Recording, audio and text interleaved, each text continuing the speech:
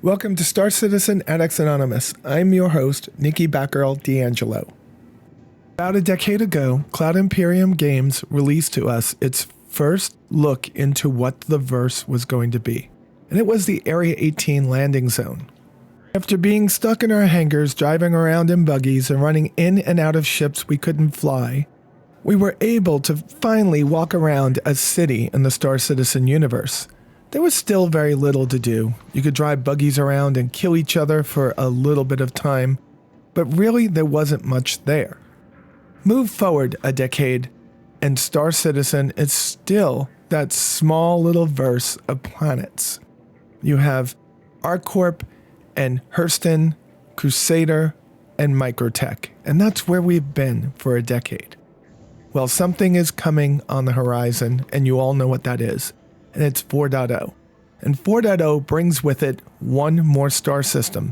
And by the time we get to 1.0, which will be the release instead of the alpha, we're going to have 5. So the promised 100 star systems was never going to be at release. It was always going to be released over time. And that's something that people have to really get a grasp of. With the recent acquisition of Turbulent, there is some hope that we will be getting star systems quicker. Quicker is very subjective though. I do not expect 1.0 before 2026 is over. And that is because all hands, all minds, all efforts by CIG are going to be going towards putting Squadron 42 in our hands in early 2026. Am I confident about this? No. Do I have some inside information? Yes. Will I share it with y'all? No. I do not break trust with my friends at CIG. But what I can say is we have a long distance to go. If it took us a decade to get a second star system, yeah, we started at a city, so maybe that makes sense. How is it only going to take us a short time to get another 3 star systems in the game? Well, the recent acquisition of Turbulent, right? That's happening. And as Squadron 42 comes out, there's going to be a lot of manpower out there to help us get this game out. What are the things that could disrupt this? Well, in theory, CIG is making another game. I think it's like a medieval game. And Squadron 42 was never meant to be a singular release. It was supposed to be a trio of releases. Now, I don't know if that's still the case. I don't know if they combine those into one game. But I'm sure if it's successful, there is going to be a big push to get another one of those out the door. So today, I'm taking you on my journey. My journey begins in Area 18, the first place I actually stepped into the Star Citizen verse. Hangars don't count, people. They were just in the void. And after we were born out of the void, we had Area 18. And then Hurston and Lorville. And then, well, it went on from there. And until recently, we didn't even have Crusader. We had Port Olisar hanging above it, one of the best places for us to start flying our ships. But we didn't really have any planet-side action. You get the picture. There's been a lot of firsts, there's been a lot of bumps, there's been a lot of awe-inspiring moments in this game, and this is going to be another one for me. So this is why I always play on other characters, because Batgirl has acquired quite a big fleet over the past decade or more, and it's very difficult to go through all these ships and decide which one you're going to take. Now, I'm going to settle on the 400i because my Zeus is not showing up here, and I don't know why. I've recopied my account multiple times, but every time I do it, my Zeus does not come over. And I'm wondering if that's because my Zeus was a gift to me for doing CitizenCon last year. All right, let's get this done. We're going to go down to our hangar, we're going to get on our 400i, and we're going to take off. And there she is, my duck-billed beauty. I really do love this ship. It is one of the favorite ships I have in my hangar. I know this ship lacks in combat effectiveness. I also know it lacks in cargo effectiveness. And it has a storage area for an X1 bike that is anything other than working. It is just a blast putting your X1 in there and watching it dance around until it jumps out of your ship. I really think when they released the X1 that should have been something that they had done. They had fixed this. But this ship is pretty nice. It has cargo. It has these, I guess you could say they're these environmental areas for storing plants that you pick up. But we're not going to talk about the ship. We're going to talk about what we're here for, which is 4.0. Now, I got let into Wave 1 a week or so ago, maybe a little bit more.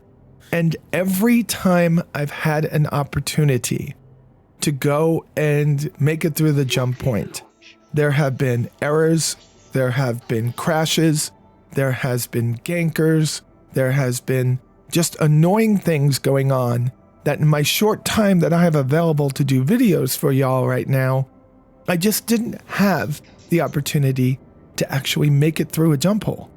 And I've tried this multiple times, today being Wednesday, and I don't even know what date it is anymore. My life is just falling apart from work, but I think it was the 4th, okay, because today's the 5th. But I'm sitting here getting ready for what is going to be one of the most monumental occasions in my Star Citizen career. And that's going to be going over to the Pyro jump point and getting through it. Now, I know we're all waiting for 4.0. And because of that, I want to bring up some really bad experiences from the past. In these really big updates, sometimes they just get pushed out the door. And the reason is that there are bugs. And with the limited participation from Evocati in Wave 1 and Wave 2, you're not going to find every bug. And when they push it live, all of a sudden everybody that doesn't want to have two 60 gig plus games on their system is in the verse, and more bugs just become apparent. Now, the viruses that are affecting all the elevators in the game are crossing both the live server and the ePTU. I don't know what is happening there. I'm sure it has something to do with desync and too many entities, too many ships, etc. But that is one of the biggest things that's hampering the game right now. Being able to call your ship up, go over to an elevator, whether it's at a space station in Stanton, a space station over in Pyro, or inside of the landing zones in either place, and the elevators just don't work. And then you're stuck there with no way off, no way out, and no way to play the game. That happened to me so many times. I wanted to scream from the top of the highest mountain in Microtech how pissed off I was. I would have gone there because I don't want people to really hear me. So there's a lot of bugs, and there's going to be bugs. There's going to be frustration, and there's going to be a lot of videos that are having a negative take on what's going to go on. And what I'm going to say is just have a thick skin. Understand that this is progress, not perfection. Yes, after raising $750 million, after spending over a decade of developing a game, there should be a little bit better performance, a little bit better durability. I don't know what to say, reliability of the game. But they keep on just shoehorning in new game loops and new systems that it's going to break. It's going to break. And they do a great job at breaking their own code. The last 2 times I jumped into this gorgeous area, there was an error. An error said that the jump hole was closing. And that I didn't understand. I just sat there and waited until somebody in an F8 came over and started killing every ship that was waiting. And all the ships are waiting with their quantum drives on, so none of them have their shields up. So he was taking out Carracks, he was taking out 600 Eyes, and it wasn't just one of them, so I'm saying it was 3 of them. They got me. And that's what happened in the morning on the 4th. The evening, on the 4th, I should say early evening, around 4 or 5 o'clock, I actually made it out here. And I started to line up and realized that the ship handles like a battleship and it just doesn't want to go straight. You don't even see the velocity marker right now because, oh, there it is in the bottom right, just underneath where it says ready to scan. That's the direction I'm going in. And I'm trying to boost back over here, and I don't know what's going on. So I have to turn on and off my drive, get back lined up, and, well, you'll see in just a moment. After making adjustments to my poor piloting skills, I finally lined up and got sucked into the jump hole. Previous to the patch on December 4th, traversing this jump hole would have taken 3 to 5 minutes. As with community input on the Intrepid, thus CIG changing from a size 3 to a size 4 weapon, still underpowered, CIG listened to the community here and changed it from 3 to 5 minutes to about a minute, maybe a little bit more, maybe a little bit less, depending on your piloting skills. We all know about my piloting skills as I start crashing into a couple of these bridges. I don't know what else to call them. But this is one of the best graphical implementations of a wormhole I've ever seen in a video game. This is amazingly awesome. And Pedro, your music in Pyro is the best I've ever heard in a game.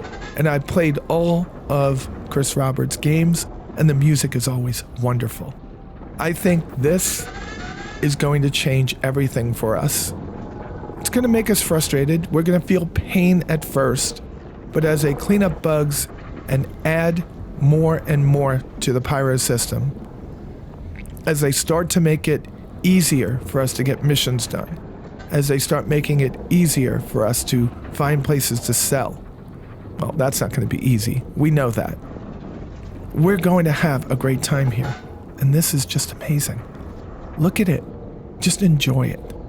The colors going by, having to pilot your way through it. I never knew that was going to be a thing. And there's the jump hole exit, and we're in. We're in the nebula that surrounds the jump hole. Now, I'm in a 400. I could traverse this area pretty well, which is why I took it.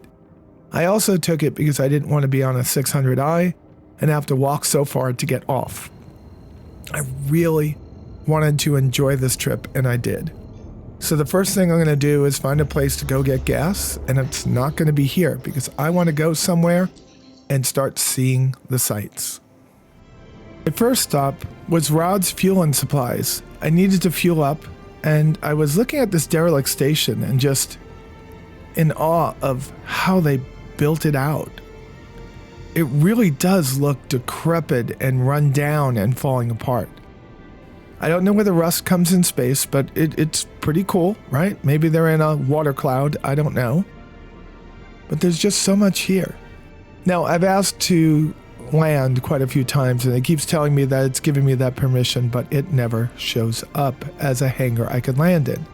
So I tried to land on these 2 platforms, but they don't offer any services. There are platforms around that may offer services, but this did not. And I think it's because I chose to land up on top where the turrets are instead of down below. When I finally found the hangar that I was supposed to land in, it was much further away than I thought it was going to be. Most likely the reason I didn't see Batgirl's small hangar showing up, or medium hangar, whatever it is.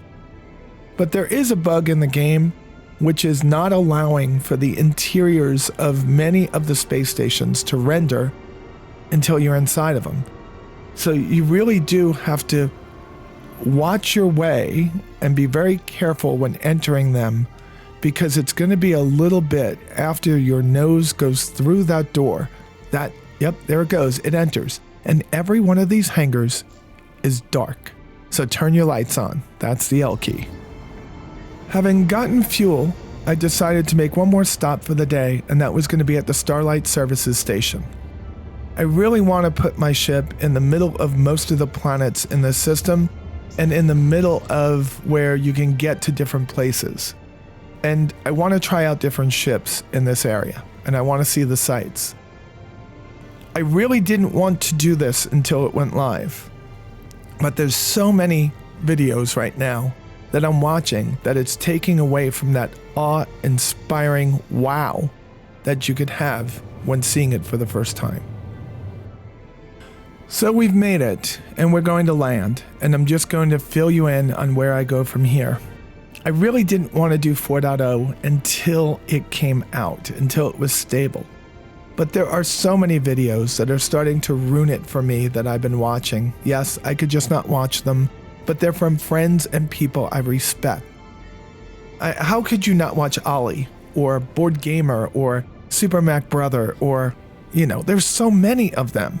And they're all going here. Foxy Loxy, sorry I missed you. They're all going here. So I needed to get here and experience it for myself. And that's something that I'm going to be bringing you over the next few weeks. Maybe one every other day, maybe one every third day of things that I've found when I came here. I'm also going to start delivering you the news content that I always delivered in the past. It's been tough, and it will be tough for the next 3 weeks. But as soon as this holiday season and this drastically evil schedule I'm working is over, I should be back to the days of old and providing you with the best place to find Star Citizen news. Well, that's going to be a hard statement to carry out because there's so many more people doing it these days. But you know what I deliver, and I promise to always be objective and to deliver you the news and try to keep all of my opinion out of it and just let you make your own. Having information is how we make opinions, not listening to other people's opinions. I'll give you my experience, I'll give you my thoughts, and I'll let you decide. All right, folks, I think this is it. If you like this video, please click the thumbs up below. If you're a new subscriber or have previously subscribed, please click on that bell-shaped icon and choose all so you get notified of all my future videos. And if you're new to the game, want to get into it, please use the referral code in the video description below, and you'll get 5,000 extra UEC and possibly some free stuff. All right, that's it. And with that said, you all be safe out there, and I will talk to you soon. Thank you so much for watching my videos. You can subscribe to my channel by clicking in the button in the upper left. You can support the channel by going to Patreon by clicking the button in the upper right. On the left, you'll see my latest video, and on the right, you'll see a video that YouTube thinks you will like.